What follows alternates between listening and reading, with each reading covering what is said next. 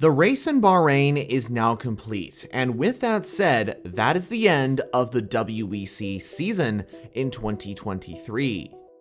So for this year, this is my last WEC race review, as I recap what happened during the 2023 8 Hours of Bahrain.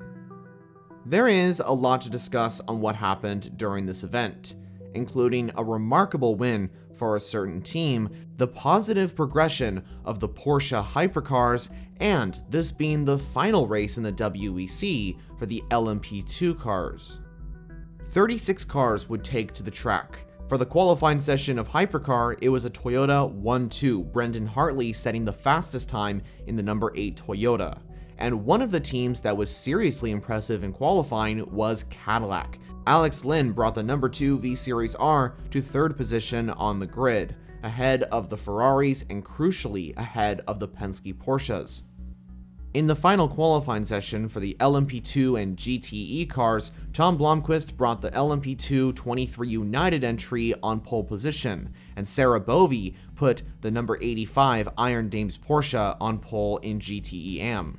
The race began with Sebastian Buemi leading in the number 8 Toyota, but heading down to turn 1, there was a lockup from the number 2 Cadillac. Unfortunately, the V-Series R tapped the back of the number 7 Toyota, sending the GR010 into a spin.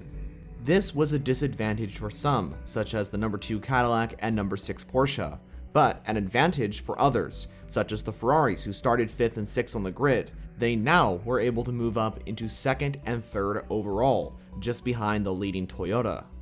Further into the set of corners, the 2 Uniteds and the number 4 Vanwall hypercar made contact. This caused a bit of chaos in the LMP2 field and for the number 4 Vanwall, as the Vanwall and some LMP2 cars were faced the wrong way. However, for Sarah Bovey in the number 85 Iron Dames Porsche, she was able to avoid this contact and actually gain an advantage on the rest of the GT field. So at the end of the first lap, it was the number 8 Toyota driven by Sebastian Buemi who had a comfortable gap to the 2 Ferraris, the 50 ahead of the 51. The number 5 Porsche Penske was in 4th, with the number 93 Peugeot 9X8 completing the top 5. However, that number 38 Jota Porsche was looking very competitive and looking to take away 5th position from Peugeot. And later into the race, we would see how competitive that 38 Porsche was.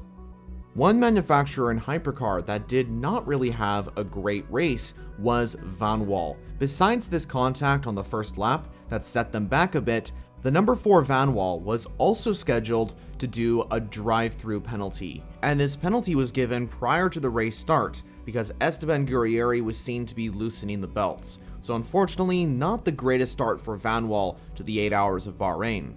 Cadillac did not have a great day either, and that is such a shame considering that the American manufacturer was so quick in qualifying and were looking as fast as Porsche and Ferrari. In Bahrain, Cadillac seemed to find the pace that they had at Le Mans and previous events before. They were hit with a 1-minute stop-and-go penalty for the collision with the number 7 Toyota. Unfortunately, that penalty would be the catalyst for what would be a difficult race for Chip Ganassi Racing and Cadillac. In GTEM, there was a fierce battle going on between the number 98 Heart of Racing Aston, driven by Ian James, and the number 33 Corvette, driven by Ben Keating. There were some classic moves like Ben Keating's dive bomb to the inside at turn 10 that got him up ahead of the Aston Martin. Then Ian James retook the position from the Corvette into turn 11. Ben Keating wasn't having any of it though, as he sent it to the inside at a very difficult turn 12 and got past the Aston. As the racing continued, this action showed how good these two drivers are and how exciting the GT action in the WEC truly is. Transitioning to hypercar, and the number 8 Toyota continued to dominate. Toyota was unbeatable across the entire race, so it was a bit of a shame that there wasn't a race lead battle, but besides that, there was some good racing in hypercar. Early on, it was mainly between the Ferraris, the Penske Porsches, the customer Porsches, and the number 7 Toyota, which was making its way through the field after the lap 1 spin. So I've already talked about Toyota, Ferrari, and Porsche, and we knew Cadillac and Vanwall were struggling. But what about Peugeot? Where were the 9X8s in this race? It was kind of a lonely race for the French auto manufacturer. Unfortunately, the 9X8 hypercars were just not very competitive. Unfortunately, Peugeot's hypercars were just not as fast or consistent compared to the likes of Toyota, Ferrari, and Porsche. It's interesting too because in the previous race here in 2022, the 9X8 hypercar had a lot of speed, but its reliability wasn't the greatest when both cars ran into gearbox problems. But then in 2023, it was the opposite. The 9X8 hypercars were good on reliability, but they were just not quick enough. I do think in 2024, Peugeot will have a better season, considering that they are making changes to the 9X8 hypercar. For instance, they're adding on a rear wing, and then they will also have a full season of experience racing in hypercar. But for the moment, I want to take a break from hypercar because there was something that happened that may have decided the LMP2 title. While the number 41 WRT entry was looking to win this championship, it was still not decided. However, WRT's chances of winning this championship exponentially went up when the number 34 Inter-Europol, driven by Albert Costa at the time, stopped out on track. The LMP2 entry eventually got going again, but for the championship, that was the number 41's biggest threat. So after the stoppage for the Inter-Europol, it was pretty much confirmed that the WRT 41 entry would take this championship. Over in GTEM, the number 60 Iron Lynx Porsche was leading the race, and behind was the number 85 Iron Dames Porsche. During this event, the Porsche 911 RSR seemed to be the fastest out on track. However, the Aston Martins were looking quick as well. And at the end of the race, you'll see how quick one of those GTE Astons was when we come to the final race lead battle in GTEM. In hypercar, the team that stood out to me the most was Hertz Team Jota. The number 38 Jota Porsche was not just beating the factory Porsche 963s from Penske, but was also taking the fight to the factory Ferraris from AF Corsa. In my opinion, the 38 Porsche was performing the best out of any of the 963s in the event, and they were chasing their first ever hypercar podium. All three drivers, Antonio Felix da Costa, Will Stevens, and Yifi Yi, put in some solid performances in that 963 Porsche, and were battling the Ferraris and eventually even took third position. Then, later on in the race, Jota's 963, which was sitting in third position at the time, received a drive-through penalty. Why was this the case, you may ask? Well, it was determined that Antonio Felix da Costa rejoined at turn 1 after running wide in an unsafe manner. This was such a shame, considering that Jota Sport were on a roll to get their first podium. The good news was that they still had a chance at doing that. They were joined in around 5th position behind the two Ferrari 499Ps and were now on the chase to reclaim 3rd. Elsewhere, it wasn't a good end to the race for Vector Sport. The British squad's Oreca 07 number 10 entry was hit with a 90-second stop-and-go penalty, and later on, they had to retire the car after throttle issues. Of course, not the way Vector Sport would have wanted to end their season, especially considering that that number 10 entry was leading the LMP2 class for a certain stage, and this was the last time Vector Sport will be racing in the LMP2 class of the WEC. I'm sure they'll come back stronger though, when they return to the WEC in 2024, racing Isotta Fraschini's hypercar in the hypercar category. During the nighttime hours of the 8 Hours of Bahrain, unfortunately, the number 60 Iron Lynx Porsche, which was leading the majority of the race, was forced to retire. The reason was not reliability, and it wasn't car damage. It was actually due to one of the drivers not feeling well. According to Autosport.com, the WEC says that the bronze-rated drivers need to complete at least 2 hours and 20 minutes of driving time. And considering that Claudio Schiavone, their bronze-rated driver, was unable to do this, that is ultimately why Iron Lynx decided to retire the Porsche. The team tried to give the Italian racer more time to feel better, while the other two drivers raced the first couple of hours. But it just wasn't meant to be. I think that was the right call for Iron Lynx to retire the car, and I'm just hoping that Claudio Schiavone feels better soon. With the number 60 Iron Lynx Porsche out of the event, the number 85 Iron Dames Porsche now moved in to the race lead.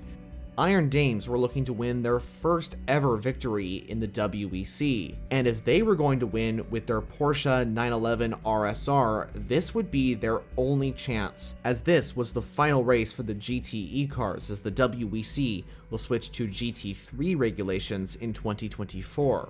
Ferrari versus Ferrari? Yeah, you heard me correctly. Those 499Ps got into a bit of an argument out on track.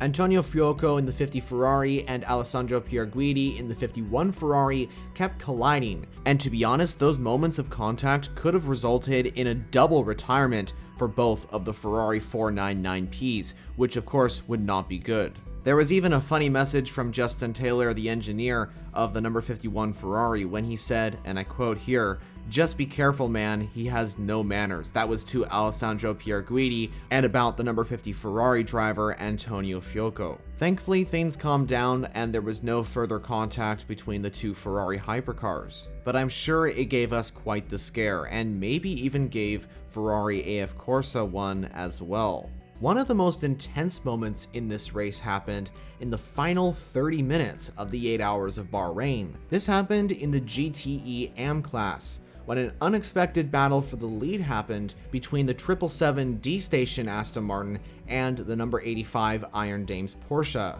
Michel Gadding held off Liam Talbot in that Aston Martin for the entire 30 minutes. It was a pretty impressive drive for first Liam Talbot in the 777 D-Station Aston Martin, considering that the Porsches seemed to have the upper hand.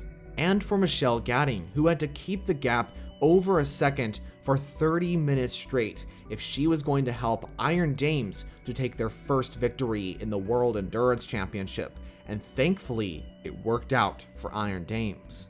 So as the checkered flag fell in Hypercar, the number 8 Toyota GR010 took victory, giving Toyota their 9th different win here in Bahrain. Another win for the number 8 crew, and a championship to celebrate as well, as Brendan Hartley, Sebastian Buemi, and Ryo Harakawa and the whole Toyota Gazoo racing crew successfully took the championship in Hypercar. A similar thing happened in LMP2. WRT and their number 41 entry dominated the race and also took the championship. A win and a championship victory for the WRT crew, who came across the line to take the last ever LMP2 victory in the WEC. And in GTEM, it was Michel Gadding that held off that D-Station Aston Martin to take victory for Iron Dames, the Italian squad's first win in the WEC, becoming the first ever all-female team to take victory in this championship. Let's take a look at the championship standings. In Hypercar, the top 3 was the number 8 Toyota, followed by the number 7 Toyota, and the number 50 Ferrari. In LMP2, it was the number 41 WRT entry that took the championship. In second place, it was the number 34 Inter Europol, and in third, it was the number 22 United Autosport entry. In the final season of the GTEM category, Corvette Racing took the championship. Iron Dames finished in second, and it was the number 54 AF Corsa Ferrari that came in third. So that's it. The 2023 season for the WEC is over. The 2023 season of the World Endurance Championship has been absolutely amazing.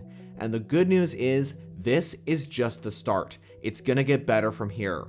So all I'm gonna say is bring on 2024. I hope you enjoyed this video, and if you're interested in endurance racing and you're not subscribed yet, I highly suggest you do so. I make content on WEC and IMSA every single week. And speaking of content, here are some videos you can watch right now. So thanks for watching, I'll see you all in the next video.